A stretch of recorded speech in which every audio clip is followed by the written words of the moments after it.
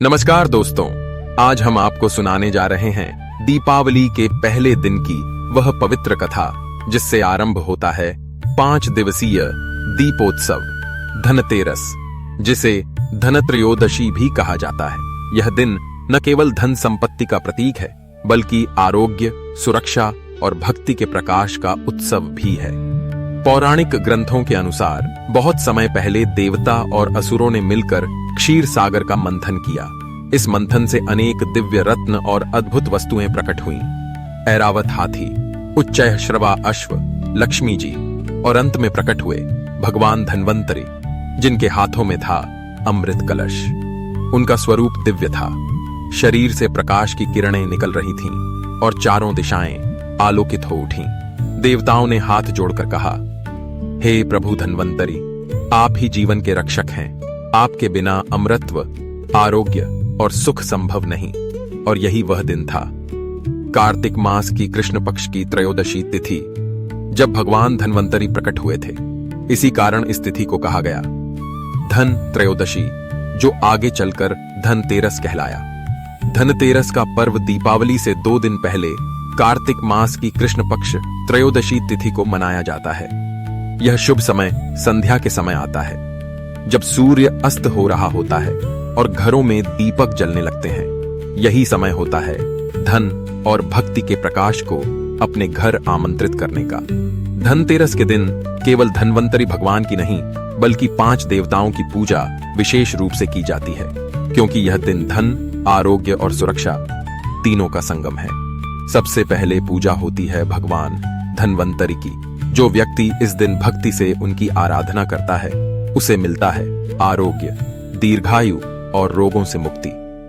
मंत्र: नमो भगवते धन्वंतरये अमृत कलश हस्ताय सर्वमय विनाशनाय त्रैलोक्यनाथाय श्री महाविष्णवे नमः। इसके बाद पूजा होती है कुबेर जी की। कुबेर भगवान धन और खजाने के रक्षक हैं। मान्यता है कि इस दिन उनकी आराधना करने से घर में धन और वैभव का प्रवाह कभी नहीं रुकता। मंत्र: यक्षाय कुबेराय वैश्रवणाय धनधान्याधिपतये नमः। इसके बाद धनतेरस के दिन से ही लक्ष्मी पूजन का शुभारंभ माना जाता है। माता लक्ष्मी की कृपा से घर में सुख, शांति और सौभाग्य आता है। लोग इस दिन सोना, नए बर्तन और आभूषण खरीदना शुभ माना गया।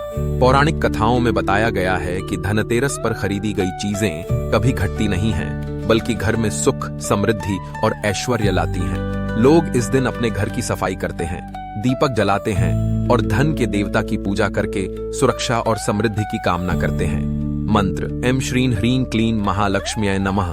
फिर गणेश जी, जो हर शुभ कार्य की तरह धनतेरस की पूजा भी गणेश जी के नाम से शुरू होती है।